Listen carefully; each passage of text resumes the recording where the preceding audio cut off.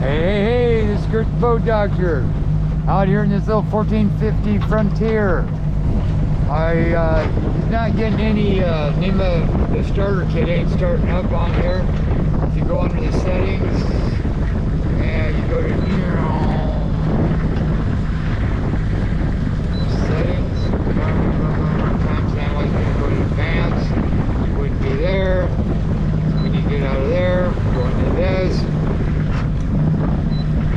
Waypoints, there, go settings,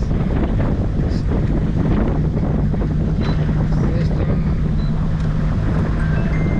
then navigation, units, network. And then if you go to a device list, it's not reading your bus. And you can go calibration, NEMA 2000 I set on. Diagnosis right here.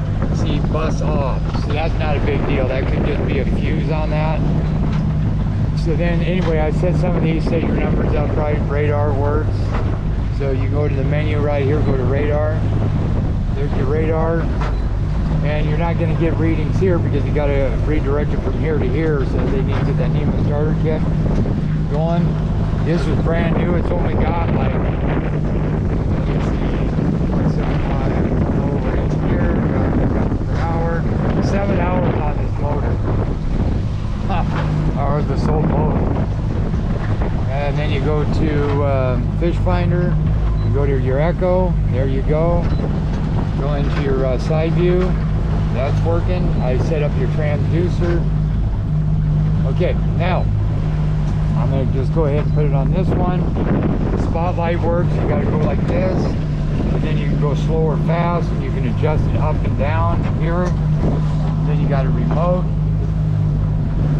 Now the only problem here, you're going to have to add weight to the bow of this boat. See, there's your spotlight. Boom. Then you can shut it off. There you go. So that's the spotlight. Oh, better throw that up here. It's got a portable tank, 6 gallons, dual batteries. Got your water separator, switch, 4 horse. That runs really good. That's all the power. You can run it off of 9 hose off of this tank. You got a bait tank, and you go that. You get this switch right here. Pump the water into that. You probably want to pull the plug off that drain. Now here's the problem we got. These boats are typically really good. I mean, if you put some people up front, you'll be okay. But if you go out by yourself and it's like this, what's happening is there's too much weight. This is only a 14 foot boat, basically 15. So you got me sitting back here. You got this radar tower going back this way. You got the radar up there. You got your antennas. You got your bait box. You got the motor. You got your kicker. You got dual batteries, and then your fuel. So by the time you add all that weight, now you'll notice going this way, it will go pretty good, see? But I moved this tank up just to help get some of that weight towards the front.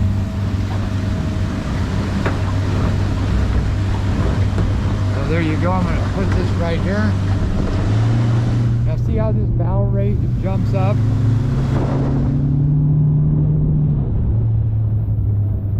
So you either got to put a dolphin on here, but see, look at that bow rise you got there.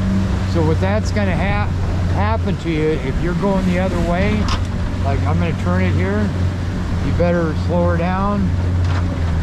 You'd almost I have to get up almost the front and steer this to get the front end down.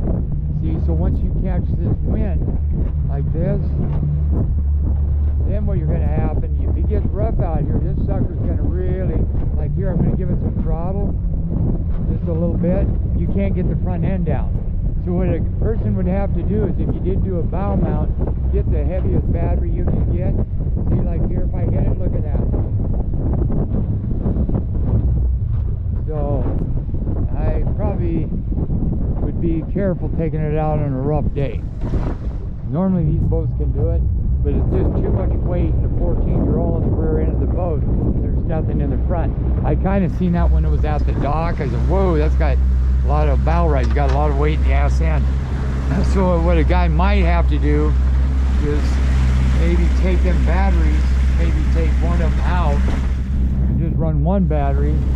You control with that. Control with that 50 horse. Because it's got BTS. Get that kicker off of here. Make sure you don't have any water in here, and put a couple 100 pounds up in that bow area, where all that canvas is. Because you need to get this front end out. Because right now I wouldn't recommend taking this out when it's rough. You may go over backwards. So you either put a couple 100 pounds up there, I think would do it. And then of course if you ran some people, but by yourself, you're going to need that 200 at least. Other than that, then you're going to have to start what I said, take the battery, make sure that take the kicker off, move the fuel tank. And there would be another thing too, is if you move the fuel tank up in there somehow, you know, you had 2 of these up there, that would help out too.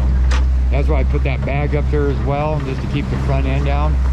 But other than that, she's a good boat. It just, like I say, if you look at it, it all makes sense. Everything's pushed to the back. All right, boat doctor out.